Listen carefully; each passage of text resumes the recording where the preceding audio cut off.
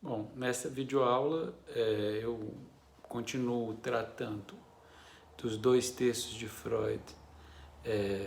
sobre a sexualidade feminina de 1931 e a feminilidade de 1933, né, ambos segundo a tradução publicada pela editora Autêntica. E mais especificamente, quer dizer, nessa aula eu vou abordar, né, nesses textos o que eu chamei com uma certa, vamos dizer, conotação, né, lacaniana, né, que eu vou tentar explicar mais no que concerne ao texto mesmo de Freud, né, apesar de usar uma expressão lacaniana, né, que seria a discussão sobre o gozo feminino como não todo localizado. Então, Freud vai dizer, né, que há um tipo de deslocamento, né, no corpo, né, da chamada zona genital, ou mais especificamente da organização da libido, né, que é característica das mulheres, né, das meninas, e que isso não aconteceria com o menino, né, porque no corpo masculino a chamada organização genital terá como referência privilegiada o falo que o próprio pênis materializa. Através, então, né, dessa colocação, há um duplo deslocamento, né, e uma dupla tarefa a ser realizada pelas mulheres, em contraponto à unicidade concernente aos homens, já que podemos verificar o quanto, no âmbito masculino, a satisfação libidinal, ou seja, o gozo, assim como a identificação viril, se localizam respectivamente no falo e na referência viril corporificada em geral pelo pai. Por sua vez, no âmbito feminino,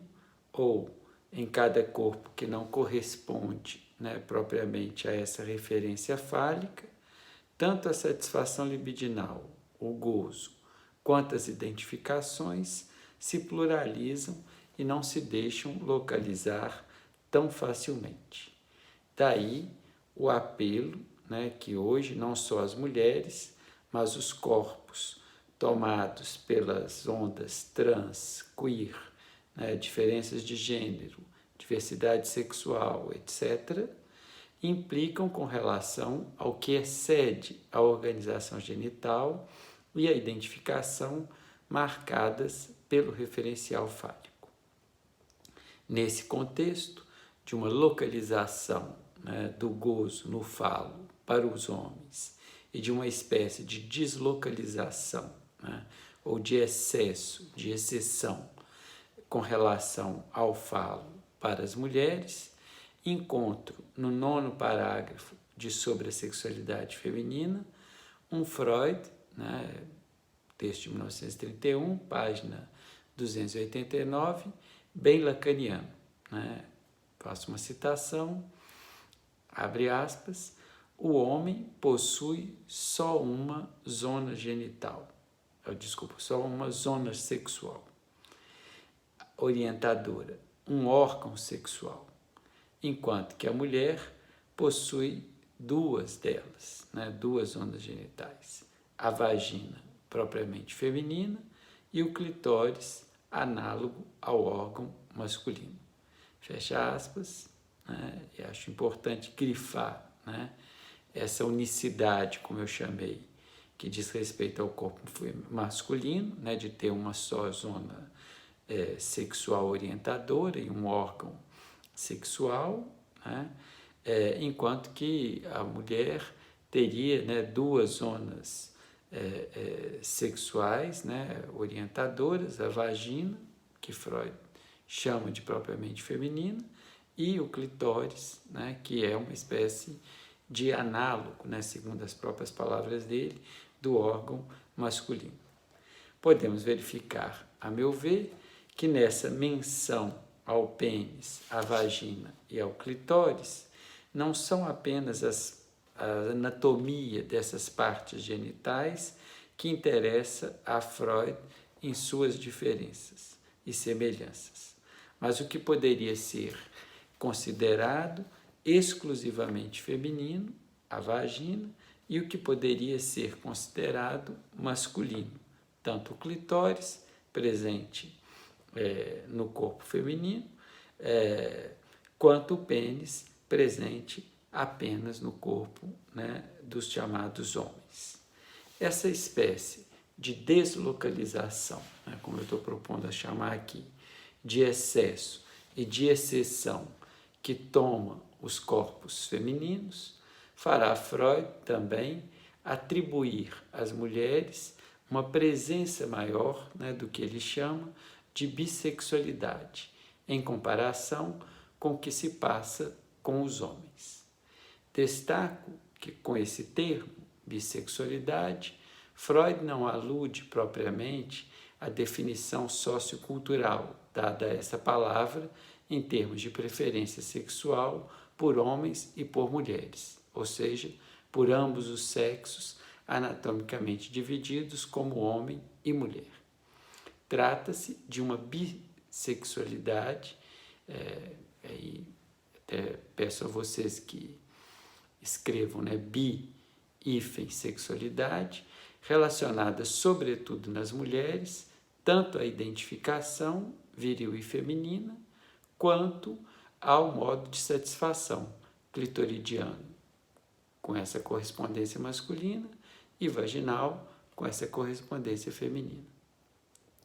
Nessa direção, diferentemente do que vamos encontrar proposto por analistas pós-freudianos, né, inclusive por analistas, né, mulheres pós-freudianas, quando Freud se refere à vagina, não é propriamente a anatomia feminina que ele visa, assim como, quando ele se refere ao falo, não é exclusivamente o órgão genital masculino que ele considera. Vagina, ou mesmo gozo vaginal, foram para Freud, a meu ver, modos de ele apontar para o que concerne especificamente ao sexo feminino, como aquilo que não se limita às referências fálicas. Assim, a Freud, em 1931, página 289, nono parágrafo, interessa marcar e ressaltar o que seria particularmente próprio às mulheres, o que excede o universo masculino. Abre aspas. Geralmente, a vida sexual da mulher se divide em duas fases, das quais a primeira tem um caráter masculino. Apenas a segunda é especificamente feminina. No desenvolvimento feminino, segundo Freud, continua a citação, há um tipo de processo de transição de uma fase para outra, do qual nada existe de parecido no homem. Então, grifo essa expressão, nada existe de parecido no homem no que concerne ao desenvolvimento feminino. Nesse mesmo contexto, é instigante notar que, também diferente do que vão sustentar alguns analistas pós-freudianos, o próprio Freud não considera a vagina como a zona genital efetivamente alcançada na vida adulta ou na sexualidade feminina dita, entre aspas, normal. Ou seja, Freud,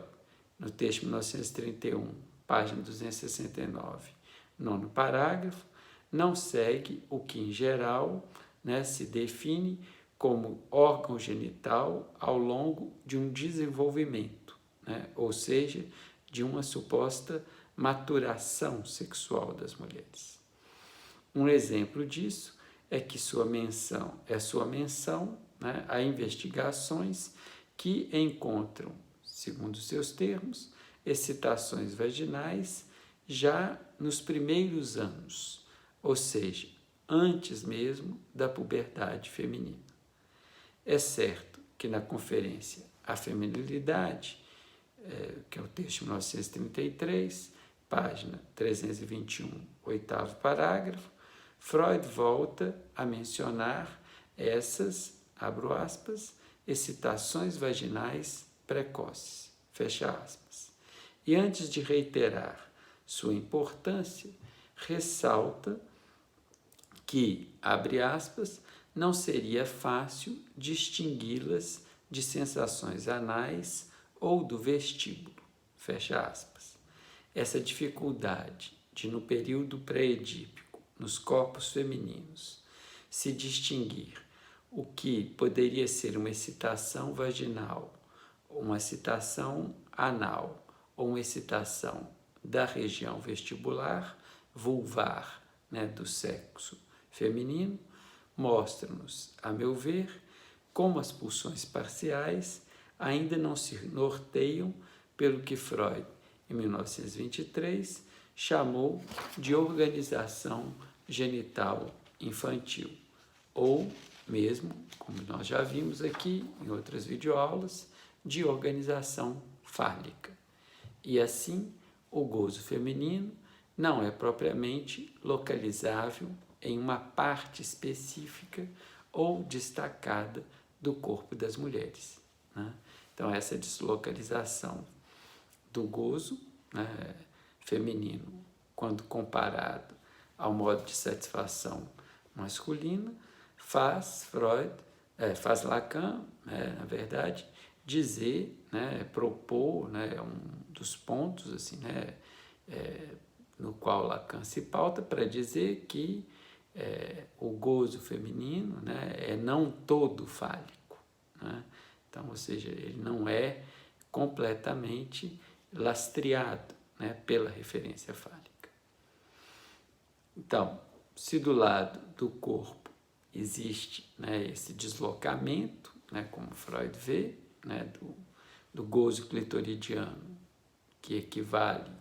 a algo do masculino no corpo feminino, e para o gozo vaginal, que é como Freud trata, talvez de uma maneira ainda muito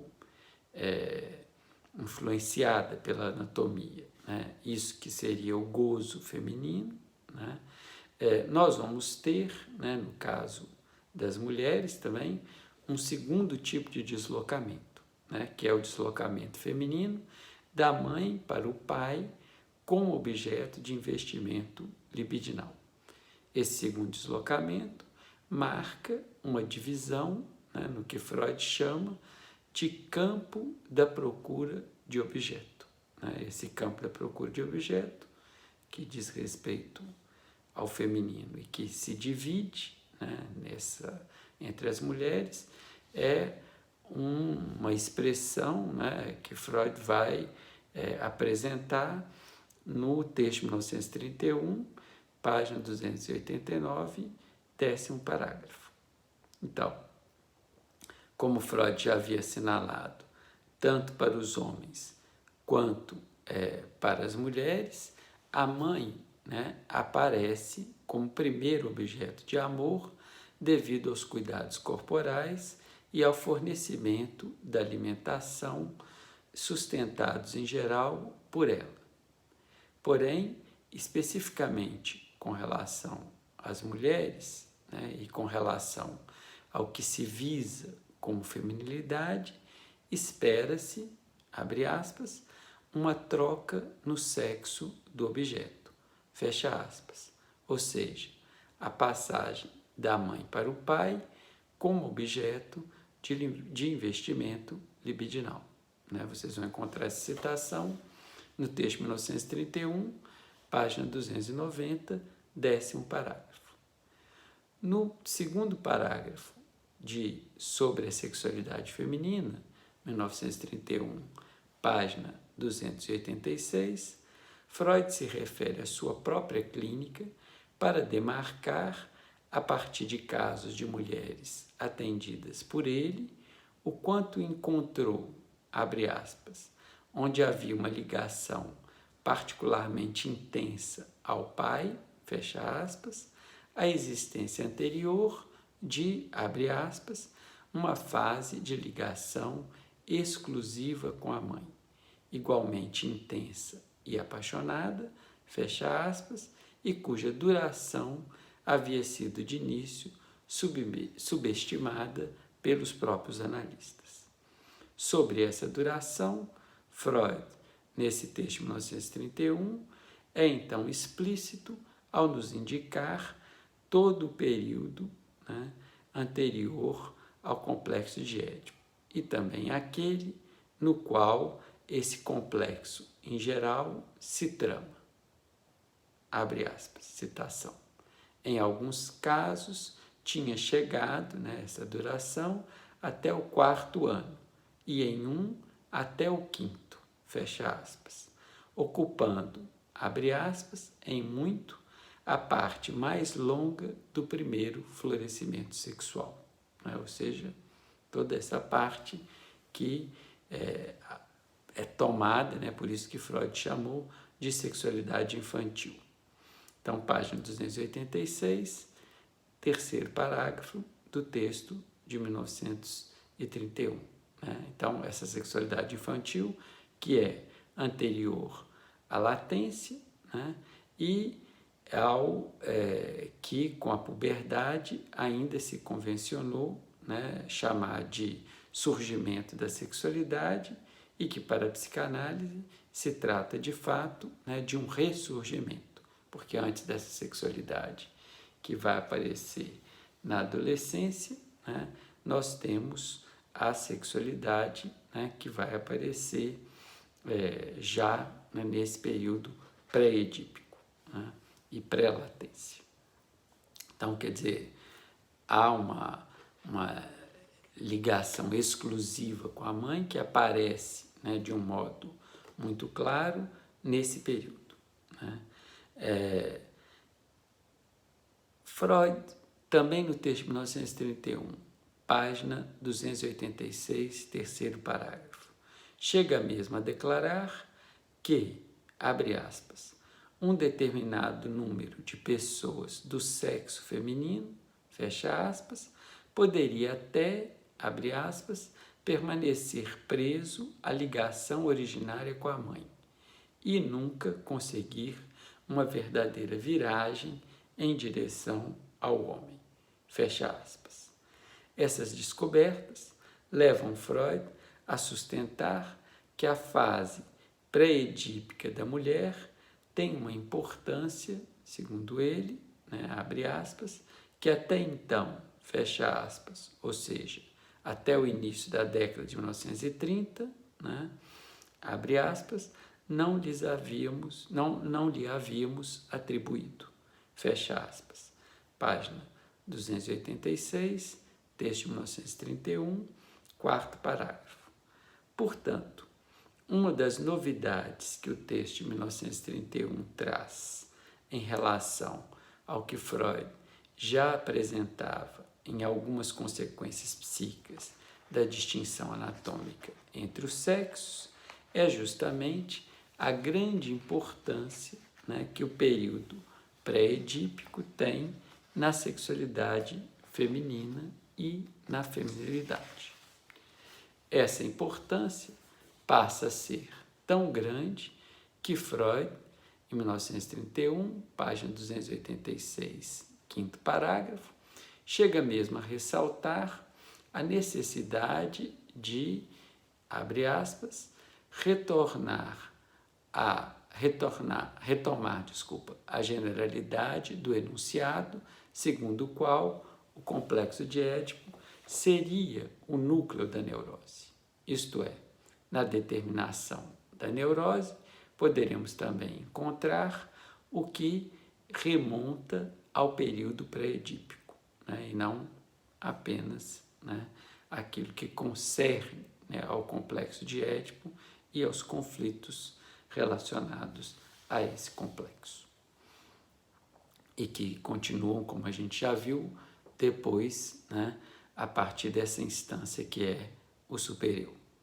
Porém, diante das possíveis resistências existentes a esse tipo de formulação, sob um núcleo de das neuroses anterior ao complexo de Édipo, Freud, no texto de 1931, página 287, quinto parágrafo, sustenta também que, considerando novos dados clínicos obtidos a partir da análise com mulheres, será preciso, pelo menos, considerar que, abre aspas, a mulher só chega à situação normal positiva do Édipo, fecha aspas. Ou seja, o que seria essa situação normal positiva, do complexo de Édipo?